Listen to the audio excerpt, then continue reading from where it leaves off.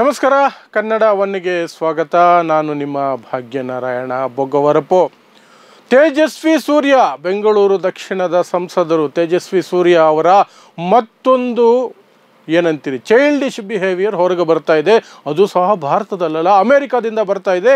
ಈ ಬಾರಿ ಸೂರ್ಯ ಅವರಿಗೆ ಮಾತ್ರ ಅವಮಾನ ಅಲ್ಲ, ಇಡೀ ದೇಶಕ್ಕೆ ಅವಮಾನ, ಮುಜುಗರ ಮತ್ತು ಮೋದಿಗೇನೆ ತನ್ನದೇ ಪಕ್ಷದ ಸಂಸದನ ಮೇಲೆ ಸಿಟ್ಟು. ಅಂದರೆ ಅಂತಹ ಸಿಟ್ಟು ಬಿ ಎಲ್ ಸಂತೋಷನ್ನು ಕರೆದು, ಬಿ ಎಲ್ ಸಂತೋಷ್ ತೇಜಸ್ವಿ ಸೂರ್ಯ ಹೆಸರನ್ನು ಮುನ್ನೆಲೆಗೆ ತಂದಿದ್ದು.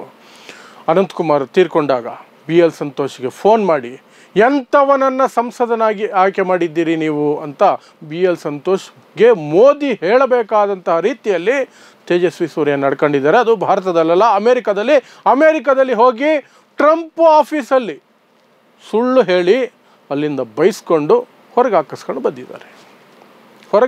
ಬಂದಿದ್ದಾರೆ. ಸೊ ಏನಿದು ನಮ್ಮ ತೇಜಸ್ವಿ ಸೂರ್ಯ ಮತ್ತು ಕೆಲವರು ಹೇಳೋ ಹಾಗೆ ಚೈಲ್ಡಿಶ್ನೆಸ್ ಬಿಡೋದೇ ಇಲ್ಲ. ಪ್ಲಸ್ ಎಮರ್ಜೆನ್ಸಿ ಡೋರ್ಗಳನ್ನು ಓಪನ್ ಮಾಡೋದರಲ್ಲಿ ಎಕ್ಸ್ಪರ್ಟ್ ಆಗಿರುವಂಥವ್ರು, ವಿಮಾನದಲ್ಲಿಯೂ ಸಹ ವಿಮಾನ ಆಕಾಶದಲ್ಲಿರಬೇಕಾದ್ರೆ ಎಮರ್ಜೆನ್ಸಿ ಡೋರನ್ನು ತೆರೆಯುವ ಪ್ರಯತ್ನ ಮಾಡಿ ಒಂದಷ್ಟು ಕುಖ್ಯಾತಿಯನ್ನು ಪಡೆದುಕೊಂಡವರು. ಏನಿದು ಇಡೀ ಘಟನೆ ಅನ್ನೋದನ್ನು ಹೇಳ್ತೀನಿ. ನಿಮಗೆ ಗೊತ್ತಿರೋ ಹಾಗೆ ಭಾರತದ ಮತ್ತು ಪಾಕಿಸ್ತಾನದ ನಡುವೆ ಸಂಘರ್ಷ ಆಯಿತು. ಆಪರೇಷನ್ ಸಿಂಧೂರ ಆಯಿತು. ಅದಕ್ಕೆ ಕಾರಣ ಪಹಲ್ಗಾಮ್ ಅಂತಹ ಒಂದು ಉಗ್ರವಾದಿಗಳ ದಾಳಿ. ಆ ಹಿನ್ನೆಲೆಯಲ್ಲಿ ಭಾರತದ ವಾದವನ್ನು ಅಥವಾ ಭಾರತದ ಕಡೆಯಿಂದ ಏನು ಹೇಳಬೇಕು ಜಗತ್ತಿಗೆ ಅನ್ನೋದನ್ನು ಹೇಳೋದಕ್ಕೆ ಸಂಸದೀಯ ಸಮಿತಿಗಳನ್ನು ಮಾಡಿದ್ದಾರೆ, ಸಂಸದರನ್ನೆಲ್ಲ ಸೇರಿಸಿ. ಅದರಲ್ಲಿ ಬಹಳ ಸೀನಿಯರ್ ವ್ಯಕ್ತಿಗಳೆಲ್ಲ ಇದ್ದಾರೆ, ಶಶಿ ತರೂರ್ ಅಂಥವರೆಲ್ಲ ಇದ್ದಾರೆ. ಆ ತಂಡದಲ್ಲಿ ಈ ನಮ್ಮ ತೇಜಸ್ವಿ ಸೂರ್ಯ ಅವರನ್ನು ಹಾಕಿದ್ದಾರೆ. ಮೇ ಬಿ ಎಮರ್ಜೆನ್ಸಿಯಲ್ಲಿ ಡೋರ್ ಓಪನ್ ಮಾಡ್ತಾರೆ ಅನ್ನುವಂತಹ ನಂಬಿಕೆ ಇರಬೇಕೇನೋ, ಅವರನ್ನು ಹಾಕಿದ್ದಾರೆ.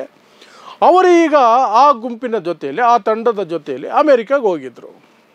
ಅಮೇರಿಕಾಗೆ ಹೋದ ಸಂದರ್ಭದಲ್ಲಿ ಅಲ್ಲಿದ್ದಂತಹ ಆ ತಂಡದಲ್ಲಿದ್ದ ಒಬ್ಬ ಸಂಸದರು ತಮ್ಮ ಕಾಂಟ್ಯಾಕ್ಟ್ಗಳನ್ನು ಬಳಸ್ಕೊಂಡು ತಮ್ಮ ಶಕ್ತಿಯ ಮೇಲೆ ಡೊನಾಲ್ಡ್ ಟ್ರಂಪ್ ಒಂದಿಗೆ ಖಾಸಗಿ ಭೇಟಿಯನ್ನು ಸಾಧಿಸ್ಕೊಂಡ್ರು. ಡೊನಾಲ್ಡ್ ಟ್ರಂಪ್ ಜೊತೆ ಮಾತಾಡ್ಕೊಂಡು ಬಂದರು. ಏನು ಮಾತಾಡಿದ್ರು, ಯಾರು ಎತ್ತ, ಅದು ಸಂಪೂರ್ಣವಾದ ವಿವರಗಳಿಲ್ಲ. ಒಬ್ಬರು ಹೋಗಿ ಮಾತಾಡ್ಕೊಂಡು ಬಂದರು. ಇದು ತೇಜಸ್ವಿ ಸೂರ್ಯ ಅವರಿಗೆ ಕಣ್ಣು ಕುಕ್ತು. ಅರೆ, ಅವರು ಹೋಗಿ ಟ್ರಂಪ್ನ ಭೇಟಿ ಮಾಡಿಬಿಟ್ಟು ಬಂದಿದ್ದಾರೆ, ನಾನು ಹೋಗಬೇಕಲ್ವಾ, ನಾನು ಟ್ರಂಪ್ನ ಭೇಟಿ ಮಾಡಬೇಕು. ಅಲ್ಲಿ ಎರಡು ವಿಚಾರಗಳು ಕೆಲಸ ಮಾಡಿರ್ತವೆ. ಒಂದು, ನಾನು ಮೋದಿ ಪಕ್ಷದವನು, BJPಯ ಸಂಸದ, ನಾನು ಎಲ್ಲಿಗೆ ಬೇಕಾದರೂ ಹೋಗ್ಬೋದು, ಟ್ರಂಪ್ನು ಭೇಟಿ ಮಾಡ್ಬೋದು, ಯಾಕೆ ಮಾಡಬಾರ್ದು, ಅವರೇ ಮಾಡಿರಬೇಕಾದ್ರೆ ನಾನು ಮಾಡಲೇಬೇಕು ಅನ್ನೋದೊಂದು. ಇನ್ನೊಂದು ಏನು ಅನ್ನೋದನ್ನು ಆಮೇಲೆ ಹೇಳ್ತೀನಿ. ಇದು ಶತಮಾನಗಳ ರೋಗ, ಶತಮಾನಗಳಿಂದ ಒಂದು ಸಮುದಾಯಕ್ಕಿರೋ ರೋಗ, ಅದನ್ನು ಹೇಳ್ತೀನಿ. ಸೊ ನಾನು ಭೇಟಿ ಮಾಡಬೇಕು ಅಂತ ಯೋಚನೆ ಮಾಡಿ ನಡೀರಿ ಅಂತ ಇಬ್ಬರನ್ನ ಜೊತೆಯಲ್ಲಿ ಹಾಕ್ಕೊಂಡು ವೈಟ್ ಹೌಸ್ ಕಡೆ ಹೊರಟುಬಿಟ್ರು.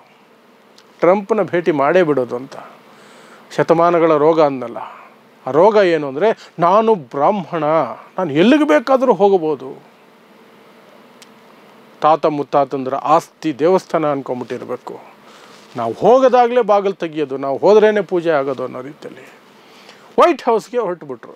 ವೈಟ್ ಹೌಸ್ಗೆ ಹೋಗಿ ಅಲ್ಲಿ ಟ್ರಂಪ್ನ ಭೇಟಿ ಮಾಡೋದಕ್ಕೆ ಸುಳ್ಳು ಹೇಳಿದರು. ಎಂತಹ ಸುಳ್ಳು ಗೊತ್ತಾ? ಮೋದಿನ ಹೇಳ್ಕೊಂಡು ಬಂದು ಸುಳ್ಳು ಹೇಳಿದ್ರು. ಏನು ಅಂದರೆ, ನಾನು ಮೋದಿಯವರ ಖಾಸ, ಮೋದಿಯವರು ಒಂದು ಗುಪ್ತ ಸಂದೇಶ ಅದನ್ನು ಟ್ರಂಪ್ಗೆ ಹೇಳೋದಕ್ಕೆ ಅಂತ ನನ್ನನ್ನು ಕಳಿಸಿದ್ದಾರೆ ಅಂತ ತೇಜಸ್ವಿ ಸೂರ್ಯ ವೈಟ್ ಹೌಸ್ನಲ್ಲಿ ಅಲ್ಲಿನ ಸಿಬ್ಬಂದಿಗೆ ಹೇಳಿದ್ದಾರೆ. ಅಲ್ಲಿನ ಸಿಬ್ಬಂದಿಗೆ ಅನುಮಾನ ಬಂದಿದೆ.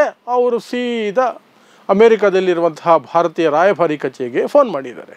ಈ ರೀತಿ ಒಬ್ಬರು ಪುಣ್ಯಾತ್ಮರು ಬಂದಿದ್ದಾರೆ, ನೋಡೋದಕ್ಕೆ ಚೈಲ್ಡ್ ಆಗಿದ್ದಾರೆ. ಅವರು ಟ್ರಂಪ್ನ ನಿಮ್ಮ ಮೋದಿಯವರ ಖಾಸ ಅಂತೆ. ಮೋದಿಯವರು ಏನೋ ಇವರ ಕಿವಿಯಲ್ಲಿ ರಹಸ್ಯ ಸಂದೇಶವನ್ನು ಹೇಳಿದಾರಂತೆ. ಆ ಸಂದೇಶವನ್ನು ಇವರು ಟ್ರಂಪ್ ಕಿವಿಯಲ್ಲಿ ರಹಸ್ಯವಾಗಿ ಹೇಳಬೇಕಂತೆ, ಟ್ರಂಪ್ನ ಭೇಟಿ ಮಾಡಬೇಕಂತೆ. ಇದು ನಿಜನಾ?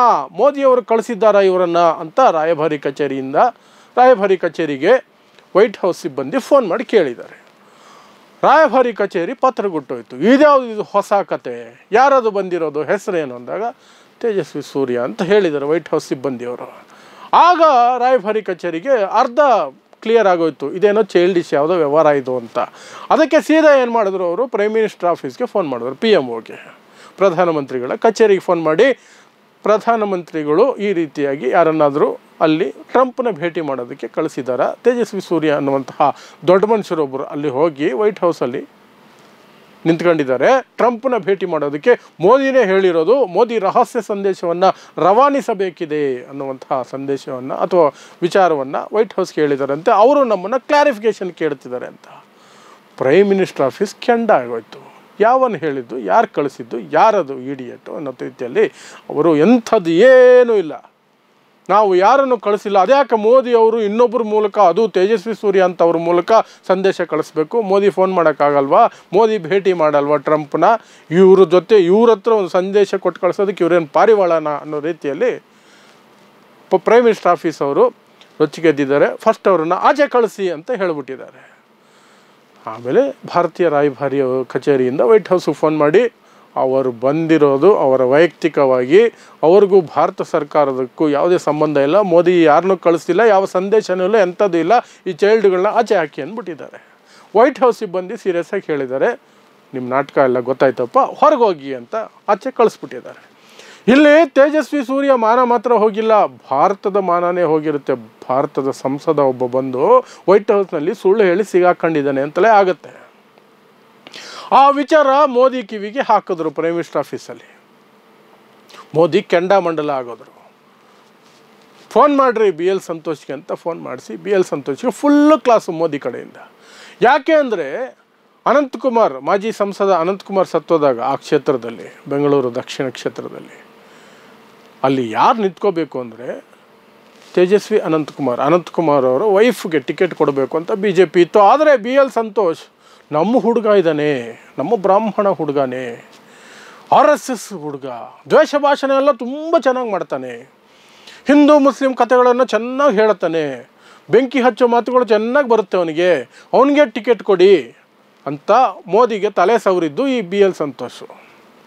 ಸೊ ಮೋದಿಯವರು ಬಿ ಎಲ್ ಸಂತೋಷಿಗೆ ಫೋನ್ ಮಾಡಿ ಫುಲ್ಲು ಲೆಫ್ಟ್ ರೈಟ್ ತಗೊಂಡಿದ್ದಾರೆ ಅಂತ ಗೊತ್ತಾಗ್ತಾ ಇದೆ ಈಗ ಮಾಹಿತಿ. ಎಂಥವನಿಗೆ ಟಿಕೆಟ್ ಕೊಡಿಸಿದ್ದೀರಾ ಅಂತ ಕೇಳಿದ್ರಂತೆ ಮೋದಿ.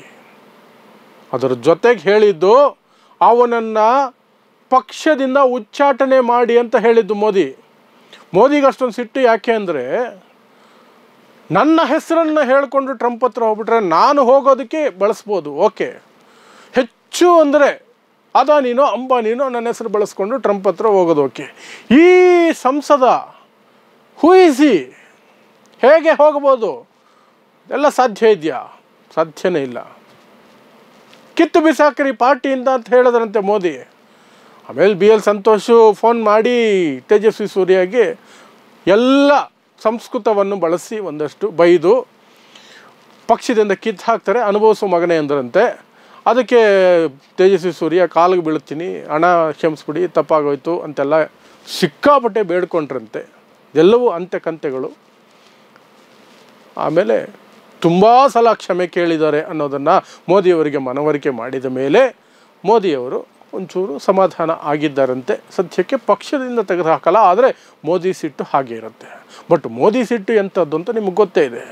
ಪ್ರಜ್ಞಾ ಠಾಕೂರ್ ಅಂತ ಒಬ್ಬರು ಉಗ್ರವಾದದ ಆರೋಪ ಹೊತ್ತಿರುವಂಥವ್ರು, ಅವರಿಗೆ ಟಿಕೆಟ್ ಕೊಟ್ಟು MP ಮಾಡಿಬಿಟ್ರು ನಮ್ಮ ಮೋದಿ ಸಾಹೇಬರು. ಆಮೇಲೆ ಮಹಾತಾಯಿ ತನ್ನ ಬುದ್ಧಿ ಬಿಡಬೇಕಲ್ಲ, ಗಾಂಧಿ ಹತ್ಯೆ ದಿನ ಗಾಂಧಿ ಇದನ್ನಿಟ್ಕೊಂಡು ಗೋಡ್ಸೆ ಜನ್ಮದಿನದ ದಿನ ಗಾಂಧಿನ ಶೂಟ್ ಮಾಡೋ ಹಾಗೆಲ್ಲ ನಾಟಕ ಮಾಡಿದ್ರು. ಆವಾಗ ನಮ್ಮ ನರೇಂದ್ರ ಮೋದಿಯವರು ಒಂದು ಡೈಲಾಗ್ ಹೊಡೆದ್ರು, ಆಕೆಯನ್ನು ನಾನು ಯಾವತ್ತಿಗೂ ಸಹ ಮನಸಾರೆ ಕ್ಷಮಿಸೋದಿಲ್ಲ ಅಂತ. ಅದು ದೊಡ್ಡ ಶಿಕ್ಷೆ ಅಂತೆ, ದೊಡ್ಡ ಶಿಕ್ಷೆ. MP ಸೀಟಿಂದನೂ ಕಿತ್ತಾಕಲಿಲ್ಲ, ಏನೂ ಮಾಡಲಿಲ್ಲ, ಪಕ್ಷದಿಂದನೂ ತೆಗೀಲಿಲ್ಲ, ಕ್ಷಮಿಸಲ್ಲ ಅನ್ನೋದು ದೊಡ್ಡದು. ಹಾಗಾಗಿ ಮೋದಿ ಓಕೆ ಕ್ಷಮಿಸಿದ್ದೀನಿ ಅನ್ನೋದಾದರೆ ಓಕೆ, ತೇಜಸ್ವಿ ಸೂರ್ಯಗೆ it's okay. But Tejasvi Surya ಮಾಡಿದ ಚೈಲ್ಡ್ ವ್ಯವಹಾರಕ್ಕೆ ಅಥವಾ ಸುಳ್ಳು ಹೇಳುವ ಪ್ರಯತ್ನಕ್ಕೆ ಇಡೀ ದೇಶ ತಲೆ ತಗ್ಸಂಗಾಯ್ತಲ್ಲ, ಅದರ ಬಗ್ಗೆ ಮಾತ್ರ ಖಂಡಿತವಾಗ್ಲೂ ಸಹ ಸಿಟ್ಟು ಬರಲೇಬೇಕು. ಆ ಕ್ಷೇತ್ರದ ಮತದಾರರು ಧನ್ಯರಾದರು ಅಂತಲೇ ಹೇಳಬೇಕು. ಸೊ ಇದು ಆ್ಯಕ್ಚುಲಿ ಅಮೇರಿಕಾದಲ್ಲಿ ನಡೆದಿದೆ ಎನ್ನಲಾದಂತಹ ನಮಗೆ ಬಂದಿರುವಂತಹ ಮಾಹಿತಿ, ಇಲ್ಲಿಯವರೆಗೆ ಬಂದಿರುವಂತಹ ಮಾಹಿತಿ. ಸೊ ಕಾಂಗ್ರೆಸ್ನವರು ಈಗ ಒತ್ತಾಯ ಮಾಡ್ತಿದ್ದಾರೆ, ಥ್ರೋ ದಿಸ್ ಫೆಲೋ ಔಟ್ ಪಾರ್ಲಿಮೆಂಟಿಂದನೇ ಕಿತ್ತು ಬಿಸಾಕ್ರಿ ಅಂತ ಹೇಳ್ತಿದ್ದಾರೆ ಕಾಂಗ್ರೆಸ್ ಅವರು ವಿರೋಧ ಪಕ್ಷ ಅವರು ಹೇಳ್ತಾರೆ. ಬಟ್ ಮೋದಿಯವರು ಅದೇ ಮನಸಾರೆ ಕ್ಷಮಿಸಲ್ಲ ಅನ್ನುವ ಒಂದು ಗಟ್ಟಿ ನಿರ್ಧಾರಕ್ಕೆ ಬಂದುಬಿಡ್ತಾರೆ. ಹೆಚ್ಚು ಅಂದರೆ ಮೋದಿಯವರು ಮನಸಾರೆ ಕ್ಷಮಿಸಲ್ಲ ಅಷ್ಟೇ. ಅದು ಬಿಟ್ಟರೆ ಹೆಚ್ಚಿಗೆಲ್ಲ ಏನು ಮಾಡೋಕ್ಕಾಗಲ್ಲ.